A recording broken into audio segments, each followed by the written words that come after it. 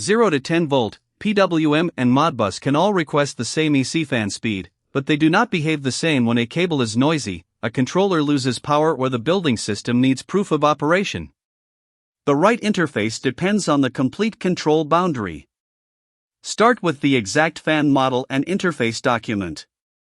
Confirm power supply, signal type, reference terminal, input limits, logic polarity, PWM frequency and voltage levels, communication protocol, register map, address, baud rate, parity, termination and available feedback. Never infer a pinout from wire color. With 0 to 10 volt control, speed demand is represented by an analog voltage reference to the fan's specified signal ground. It is simple and widely integrated, but voltage drop, ground offset, shielding, routing and input impedance can change the command that actually reaches the fan. PWM represents demand as duty cycle.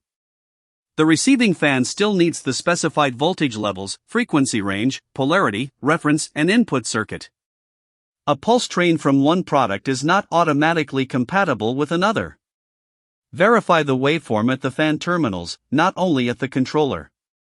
Modbus sends addressed digital messages.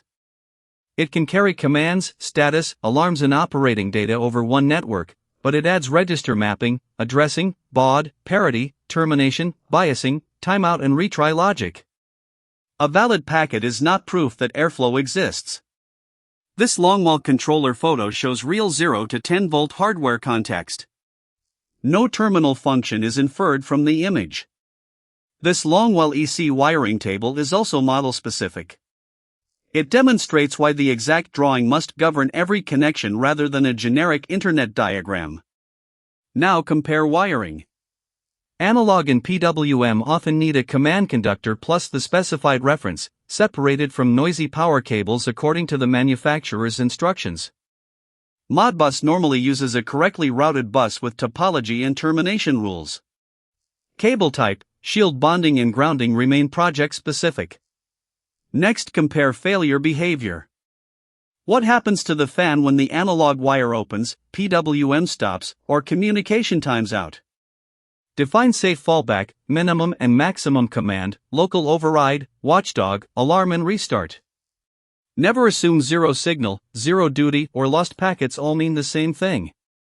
Feedback is a separate question. A tacho or frequency output can indicate rotation or speed. Modbus may expose speed, power, temperature or alarm registers when the model supports them.